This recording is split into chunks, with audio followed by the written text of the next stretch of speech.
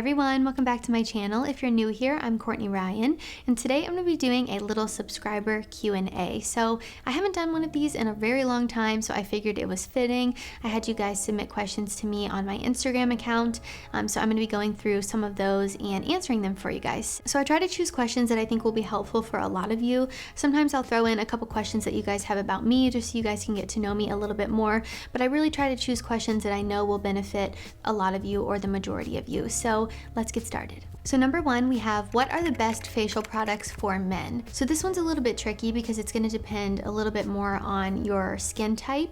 So what might work for one person will not work for someone else. That's unfortunately just the way that it is. Everyone needs a skincare routine. I'm a firm believer in that. And I think the minimum that you should be using is a cleanser, an exfoliator, and a moisturizer. So whichever products you choose are totally up to you. I think it also will depend on your budget a little bit. If you're looking for something a little bit more affordable, there are plenty of awesome options at the drugstore. If you're willing to splurge a little bit, I think Sephora has some great options. And then if you really want to splurge, medical grade skincare has been the absolute best for me, a huge game changer in the texture and the pigment of my skin. So I can post some recommendations for you guys below. If you have questions about it, just ask. So if we're looking at really affordable brands that you can get like from the drugstore, I think CeraVe is a great option. I've used their products in the past and I really like it. Cetaphil is good. And then there's a brand called La Roche-Posay. I think I might be butchering that a little bit, but they have really awesome products as well, and I've used all of those in the past and had really great luck with them. I honestly might make an entire video about this because it's very extensive and I could go on and on forever, but just really make sure that you're using a cleanser, exfoliator, and moisturizer, and a sunscreen. So even better if you get a moisturizer that also contains a sunscreen. That way it's only one step for you instead of two. It just makes things a little bit easier. But like I said, Cetaphil, CeraVe, or La Roche-Posay are great drugstore options that will not break the bank, which we all love. Question number two is, how do you handle people who are jealous of your accomplishments? And I want to answer this not from the point of necessarily me, but for all of you guys that might be experiencing this as well, because I think a lot of times when you start to do really well, there's people who hate you and there's people who say really mean things. And sometimes if you don't have thick skin or you're not used to hearing things like that, it can really be detrimental to your mental health.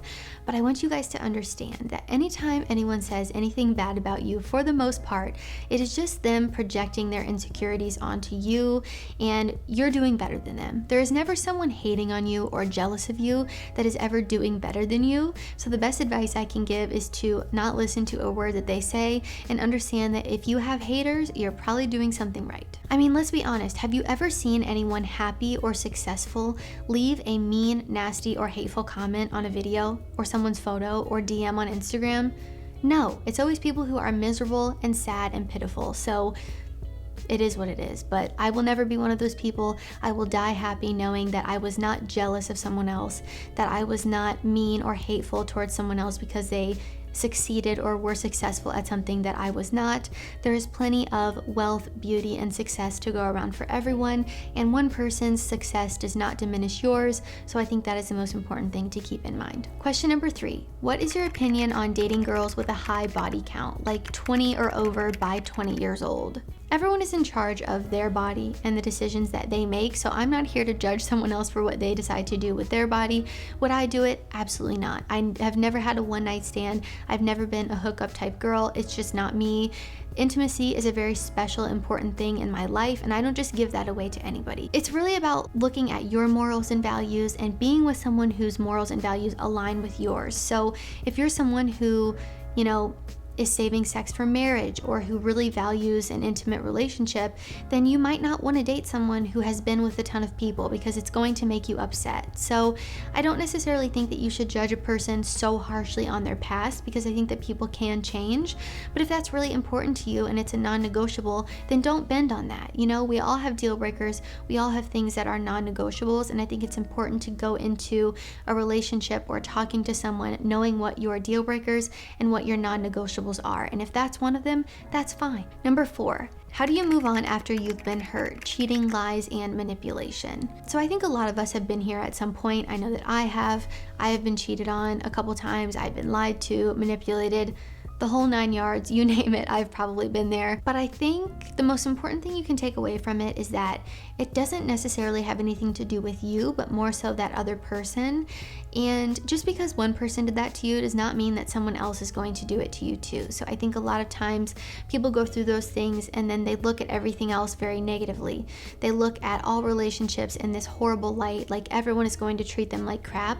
And that is simply not the truth. I think it's important to be aware about, the nature of people and why things happen, but I think it's also important to keep a sense of positivity and hope about your future and about people in general, because just because one person treated you like crap does not mean everyone is going to treat you like crap. So just because I had a boyfriend that cheated on me in the past does not mean that I think every man on the planet would cheat on me. I know that's not true. So understand that there's a lot of growth to be had there. There's a lot of learning to do, and ultimately, you dodged a bullet. If you were not married to this person and they did this to you, you dodged a huge bullet, and you should be thankful that you got the heck out of there. But I also have done a whole video on how to move on from someone after you break up, and I think that would be really helpful for you. So I'll link that down below and you can go check it out. I believe it's titled How to Get Over Her, and I kind of just give you steps for healing from a breakup and moving on so that you can be in a healthy relationship in the future. Question number 5 is how to make fashionable choices when buying clothes. So this is going to depend on you and your personal style, but the best advice that I can give is stick to the basics. I would say 80% of your wardrobe should be basic, timeless pieces, and then you can give about 20% to more trendy pieces or things that are a little bit more fashionable at the moment, just so you can kind of mix it in. If you don't want to do the 20%, that's totally fine. There is absolutely nothing wrong with having 100% timeless classics. I think honestly you'll get more in the long run out of that anyway, and it's probably the smarter move. But I know sometimes there's trends and fads that we want to try out, and I think it's totally okay to buy those sometimes. I have some trendy pieces I don't necessarily wear all the time, and honestly for the most part I regret buying them. But if you aren't spending a ton of money on those trendy pieces, you're not really losing that much. So I would say spend more money on the classics and the basics, and then spend less money on the trendy pieces that are just coming in and out, because they're not going to last you in the long run anyways,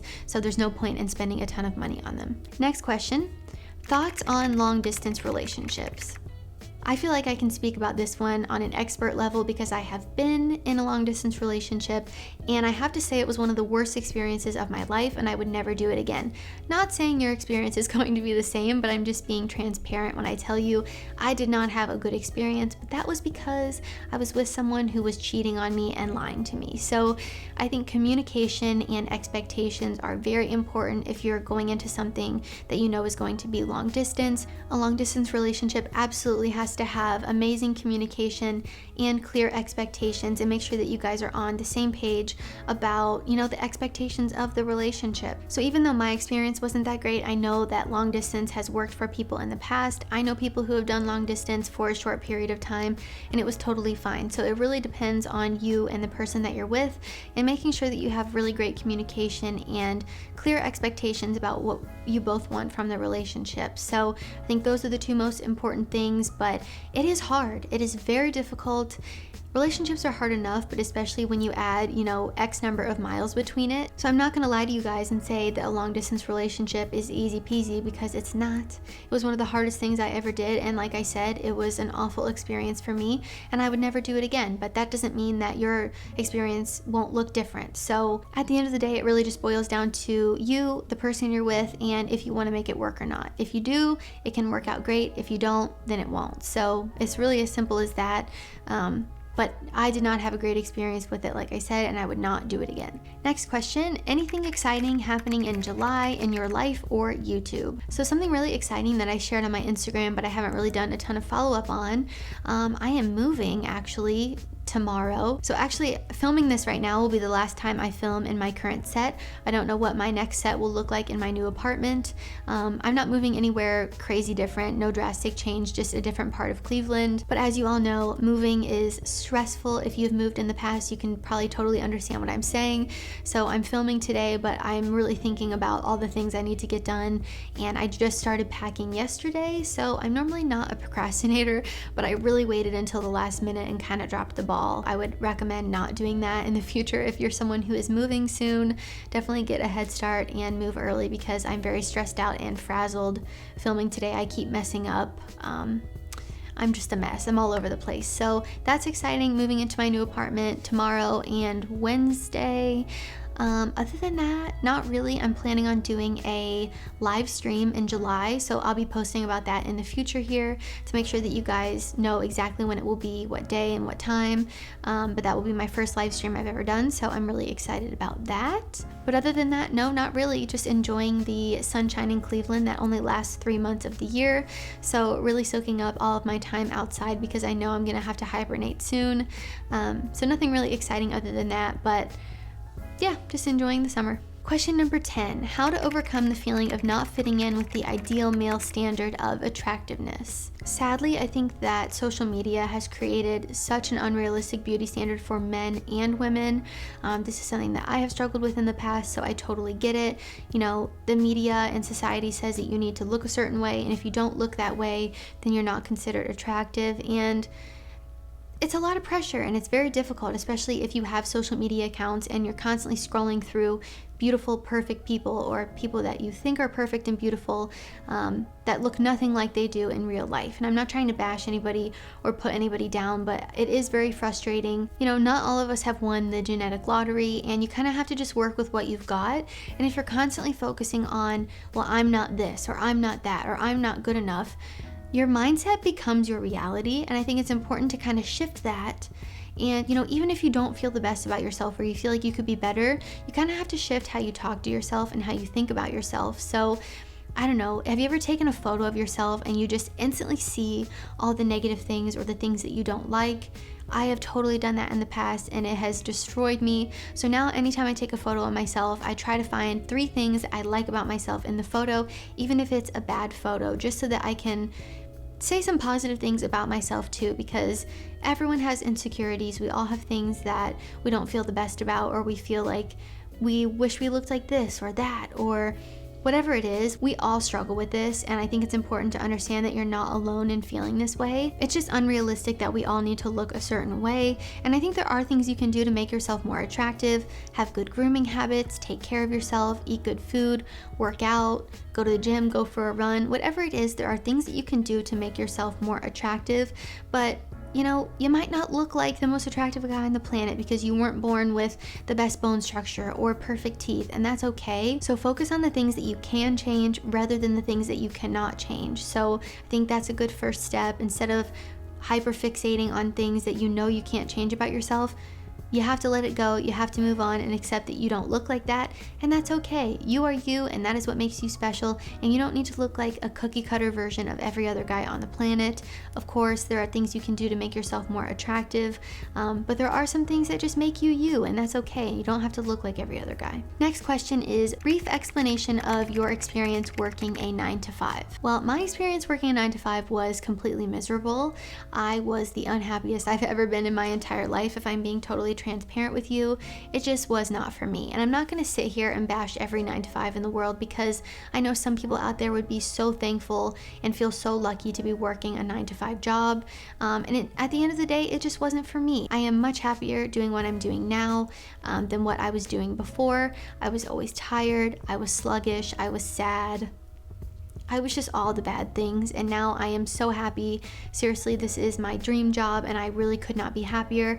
But also, I think there's pros and cons to every job. The grass is not always greener, even though you think it might be. Regardless of the job that you're doing, there are always positives and negatives to it, so I think it's important to understand that as well.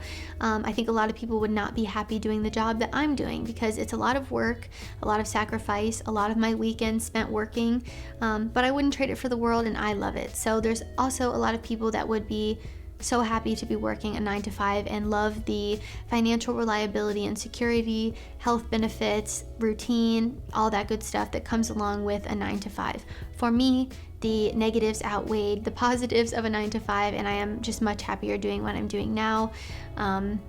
Yeah, that's really all I'll say about it, but I think social media has really glamorized quitting your office job, being entrepreneurial, starting your own business, and while it's incredible and I would not trade it for the world, it's not as glamorous as it seems to be, and there's a lot of negatives that come along with it as well that are not highlighted on social media. So It's just about finding a balance that works for you. Just find a job where the pros at least outweigh the cons, and something that you're happy doing. I think that's the most important thing, is that you're happy. Next question, is showing off constantly on social media a sign of filling a void or insecurity?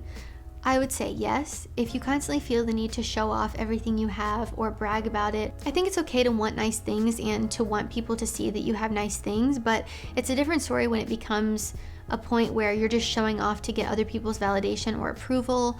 Of course, everyone's going to do whatever they want to do, but I think sometimes it is masking a deeper issue of feeling like you're not good enough, feeling insecure, feeling like you need to prove yourself to people. Yeah, there's often a lot of deep-rooted issues there. Not all the time. I'm not going to say 24/7 that is the case, but I think that is the case a lot of the time. If a girl I'm dating asks me for money very often, is that a red flag? I would say yes, that is a red flag. I have been with my boyfriend for 3.5 years and I have not once asked him for money. Even if I know he could give me money or would give me money, I have not asked. I think unless you're married to someone, why is this person asking you for money? Maybe I would need a little bit more context on your situation. If this is a girl you're dating online that you've never met before, yes, that is a red flag and you should not be giving someone you've never met money. If you're dating a girl and you have a lot of money and she doesn't and she's constantly asking you for things, maybe you should question why she's with you if she's just constantly asking you to fund her fun bills. So it kind of depends on the situation a little bit. I feel like I would need a little bit more context. A relationship should be giving you something in return as well. So I think you kind of have to look at what she's bringing to the table, and if all she's ever doing is asking you for your money or to take her shopping or to pay for her food, then maybe you're not getting the most out of that situation and you'd be better off leaving. I don't know, like I said, I think I would need more context, but yeah, it would be a red flag to me if I was dating someone and they were constantly asking me for my money. I would even say that I'm pretty traditional, I'm very feminine, and I have still never asked my boyfriend for money. That's very odd to me, and unless I was married, I would not do that. What is your opinion on guys wearing earrings or have tattoos? So to be honest, earrings are not my favorite. I've only seen a couple of guys look good with earrings, in my opinion. I'm just not a fan of the look. I would not like it if my boyfriend had earrings. I'm just gonna leave it at that. Tattoos, I think, can really look great on the right guy. Some guys look incredible with tattoos. The most important thing I think I would say for tattoos is understand that they are permanent. If you decide to get them lasered off, I think that costs a lot of money. So really think about what you're getting and who you're going to before you make the decision. Make sure you're going to someone who does a good job, who you've seen their work before and you really like it, because I have seen some really bad tattoos and I would hate for that to happen to you guys. So just make sure you're going to someone reputable who does really great work, because like I said, the difference between a good tattoo and a bad tattoo makes the world of a difference. All right, guys, that is all I have for my subscriber Q&A. I had hundreds of submissions, so unfortunately could not get to all of you. If you would like to participate in a future Q&A, be sure to follow me on Instagram at Courtney Christine Ryan. If you guys liked this video or found it helpful, be sure to give it a thumbs up and subscribe to my channel to be in the loop for when I release new content. As always, thank you all so much for watching, and I will see you all next time.